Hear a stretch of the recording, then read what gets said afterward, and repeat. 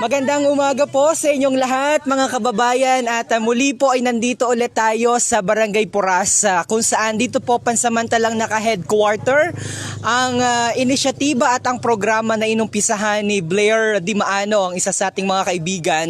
At kahapon nga ni po ay nasubaybayan nyo kung ano at papaano kinuha yung mga produkto na nakikita natin sa likurang bahagi.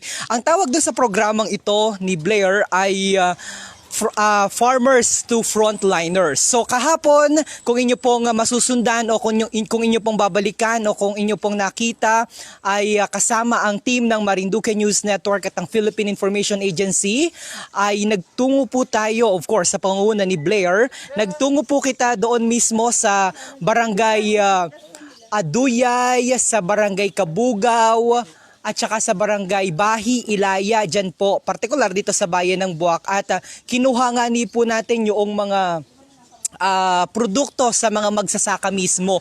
At ngayon nakikita na natin yung mga kababayan natin dito, nag-repack na sila. So nakikita nyo naman po yung repack, yung pag-repack ng mga relief goods or relief pack. At ang composition nito, kakaiba po ito doon sa mga ordinaryo na nakikita natin sa telebisyon, dyan sa Maynila, na ang laman ay ligo, noodles at ilang mga canned canned goods. Pero dito ho, makikita nyo ang laman. Napakaganda. Pakita natin Dave. May talong. Ito ang pinakamasarap. Gustong gusto ko ito. Paborito ko. Karlubang, balinghoy, kasaba, kamoting kahoy. Tapos meron ding ampalaya.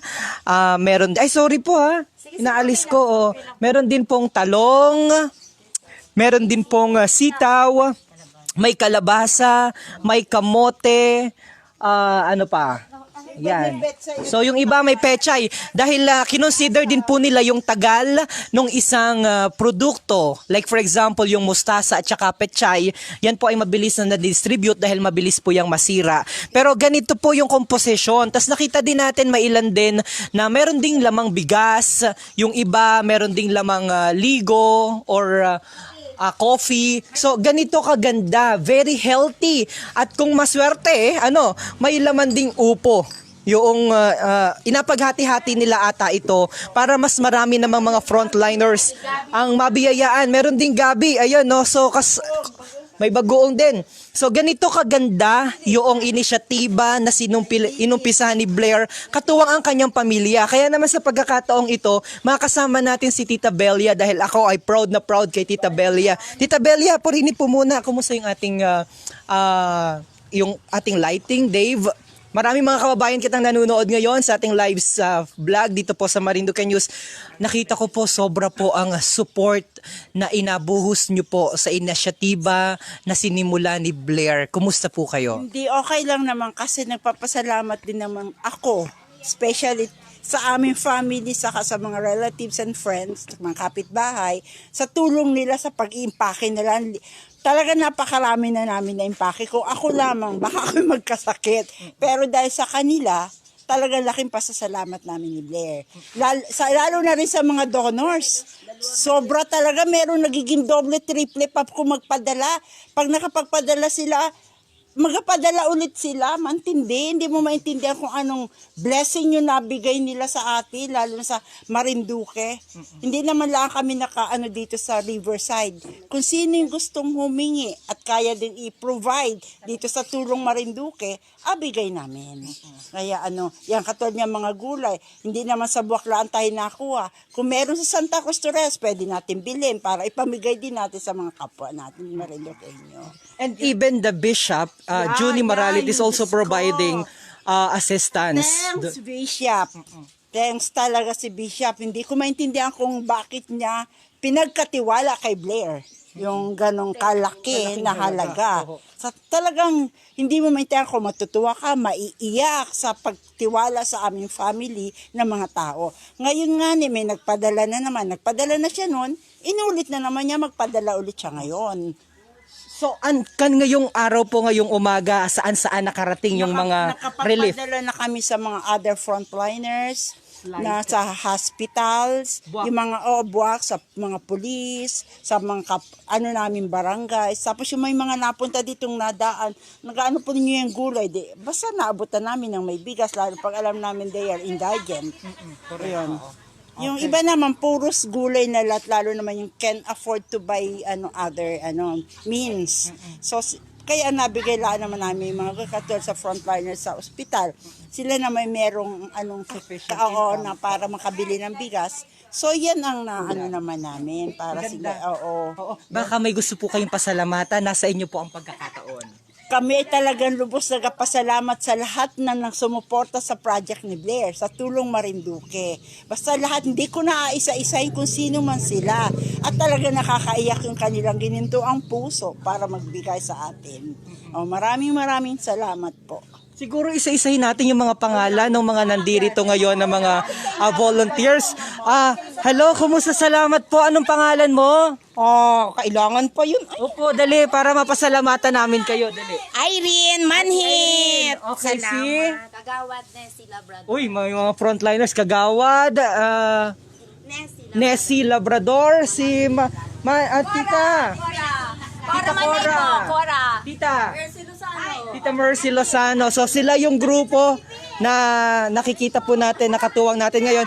At of course, dito rin sa kabilang bahagi, baka may gusto po kayong batiin. Hi, kamusta sa aming anak, si Rankin? Nanonood ka? Saka yung anak ko sa Canada, si Janine, si Ayan, saka si Baby Basti. Hi kayo dyan. Manuba, sa Alberta, yung aking, anong ang tawag dyan? Balai. Kamusta kayo dyan? Sila Tita Elsa. Ay! Tita, hi dyan sa Alberta, dyan sa Canada. Hello, Lolo. Hello po. Hi, Kaputol, nasa Virginia. Ay, sa Virginia, ano pong pangalan? Lulu. Ay, Tita Lulu, anong apelido po? Pascual. Tita Lulu Pascual, sana mapanood mo to dyan sa Virginia. At ito po, actually, ito po yung istorya, sabi ko kay Blair, tinawagan ko, Blair, baka naman pwede nating mabigyan yung mga frontliners dyan sa Maligaya. Bigyan ko lamang po ng background. Nag-ikot po kami dyan sa Maligaya, kasama po ang team ng Marinduque News, si Adrian Rosales. Gabi na po nun, mga past 6 in the evening na po. And then, nakita po namin may 5 po na mga babaeng mga barangay health workers, barangay kagawad, barangay nutrition council member at mga barangay tanod, mga babae po sila at ang kanila pong duty mula alas 6 ng umaga hanggang alas 6 ng gabi. At mula naman hanggang alas 6 ng gabi hanggang alas 6 ng umaga, mga lalaki naman po na mga barangay officials ang nagabantay. So imagine po yung sakripisyo ng ating mga kababayang mga frontliners, particular dyan sa Maligaya. So na-inspired po kami at na-amaze kami doon sa storya ng ating mga kababayan na mga babae pa man din na ang sabi lamang po nila, ang reason nila bakit sila naggatyaga dahil ayaw nila na mahawahan ng COVID virus yung kanilang mga anak. At ito po, salamat naman kay Blair Dimaano at sa kanyang pamilya. Thank you so much kay Tita Belia. Dahil binigyan ho kita ng pagkakataon, ito, 5 lamang po yung ina-request ko na abigay dun sa mga frontliners dyan sa Barangay Maligaya. Kung may mga taga-Barangay Maligaya po na nanonood ngayon, surprise po ito, pero hindi na surprise. Marating po kayo, ngayong napanood nyo na po, surprise po ito. Marating po kami ngayon sa tulong po nila Blair at ng mga tumulong po sa kanilang grupo sa Tulong Marinduque. Adalhin po natin ito. 5 lamang po yung ina-request natin. Samahan pa natin. Ayan. Another 20s. Another 20s. 5 lamang yung ina-request natin, pero talagang napakabuti at napakalaki ng puso ni Blair. So dinagdagan po ito ng additional supposed to be 15, pero inadagdagan pa rin nila tita. So, maraming matutuwa sa mga taga-Barangay Maligaya. Ang mabibigyan po nito para sa inyong kaalaman muna dahil ang ating nga pong programa ay dahil ina-appreciate po natin, alam naman po natin kung gaano kaliit ang halaga na natatanggap ng ating mga barangay officials. Alam niyo po kung magkano? Bigyan ko po kayo ng idea. Ang barangay captain po natin dito po sa ating probinsya, malaki na ang natanggap na 3,600 plus. 2,000 plus, 1,000 plus ang mga barangay health worker. Pero sila po yung naka-front sa mga barangay, sa ating community, sa pamayanan. Kaya naman ito po, paabot natin. Baka naman magtaka yung ating mga kababayan, bakit wala yung ibang pamayanan? Kasi meron na po kayo sa DSWD.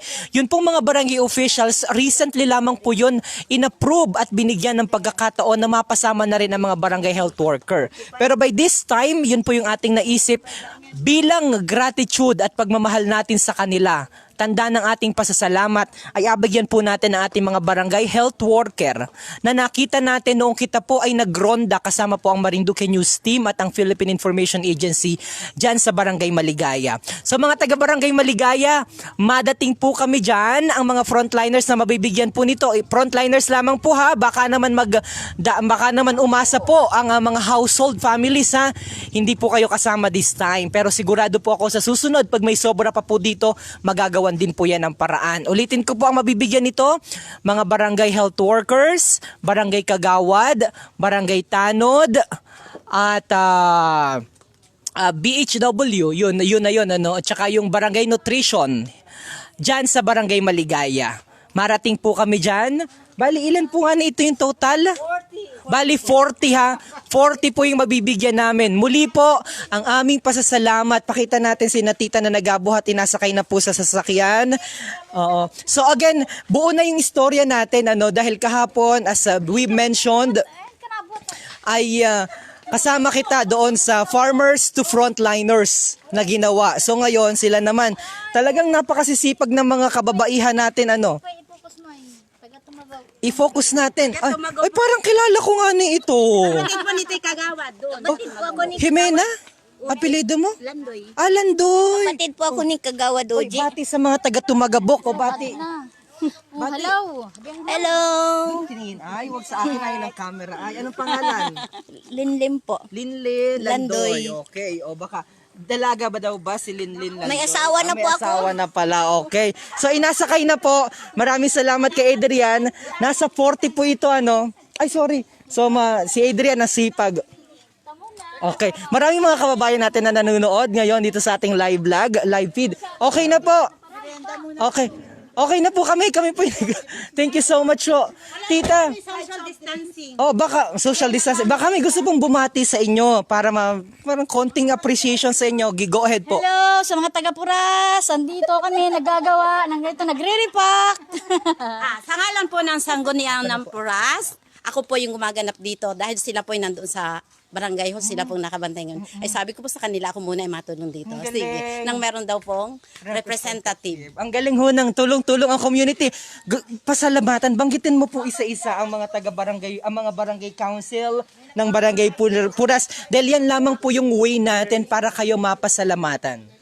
Nagpasalamat po kami, lalo tigit po sa aming kapitan, si Cap Chona Navarro, sa mga barangay councilor po na nandun po sila ngayon sa barangay namin at nag-aayos po, nagabantay po ng mga taong pumupunta po sa bayan, nagbigay ng quarantine pass. Okay. Nagpapasalamat din po kami sa mga taong tumutulong din po sa amin araw-araw. Ang dami po namin pagkain. Wow. Ngayon nga po, pagpunta ko ngayon, may pagkain nga po doon na nagdala. May lunch, merienda. Mga taga-Puras po, maraming salamat po sa inyong suporta, sa mga iba pong tumutulong sa amin, sa mga tanod, sa BHW, sa lahat po ng frontliners. Thank you so much, Sa inyo po, Tita. thank you Thank you so much, Osa. At lalo tigit po sa may bahay, kay Blair Di Maano, kay Tita Belia, kay Tita Lulu. Super. Thank you po. And of course, nanonood po si Blair ngayon. Hi, Blair. We are live here again in your very, very, very humble house. Thank you so much for always welcoming us here. Ayan, so yan po. Kita po ay pansamantala magpapaalam, pero sundan niyo po ang aming live vlog. Sundan nyo po ang aming live vlog dahil ahatid po natin yan. At the same time, makikita nyo rin po ang iba't ibang mga bayan sapagkat maikot po ngayon ng aming team. Diyan po ngayon kami sa bayan ng Santa Cruz at bayan ng Torrijos. Antabay lamang po kayo dahil madami nagatampo. Sabi ng mga taga ibang mga bayan, bakit puro buwak? Dahil medyo limited lamang din po ang ating resources. Pero this time makikita po natin yung mga taga Santa Cruz. Basta maganda po ang signal ninyo, makikita at madadaanan po ng aming camera ang inyong mga tahanan sa National Road. Pag-ikot po namin mamaya. At dyan din po sa bayan ng Torrijos. See you in a while. Ang saya ng ating mga kababayan, no? How are you, my dear, in Saudi Arabia? Oh, yung mga baka may gusto po kayong batiin sa ibang bansa. O punta po kayo dito, dali. Punta po kayo, napapanood sa ibang bansa. Si Tito Hello, Elsa Misiano. Sino po? Elsa Misiano sa California. Mike Mesiano, Mike. Bayaw niya, bayaw. Oy, laging nanonood. Tito Mike Mesiano. Oli from LA. From LA. From Oman, Romel Rosano. Okay, Sila from Ate Oman. Belen Manansan, ang pamilya ni Manansan. Hi! Okay, ang yayaman ng ating mga nandyan sa sa mga stateside ang saya Hello po si Saudi Boy. Hi, kapatid Maylin, figurasyon and family. Salamat sa grasya. Hi, at saka sa aking bayaw, kay Joel Dehan, sa kapatid ko si Edsel, sa Saudi Arabia. Thanks. Okay. Hi po din sa mga military medical complex po sa Saudi Arabia. Nandun po yung aking husband. Lahat po sila. Okay. Hi po. Sa Saudi din, ang pamangkin ko sila Geoffrey Daldi. Hi sa inyo. kanina ayaw nilang bumate, nahihiya, pero nung sinabi ko nabatiin yung mga kamag-anak ka ba, nagtakbuhan na. Thank you so much. Kuya, anuhin mo naman nagahayong aking kitagin. Hello, hi.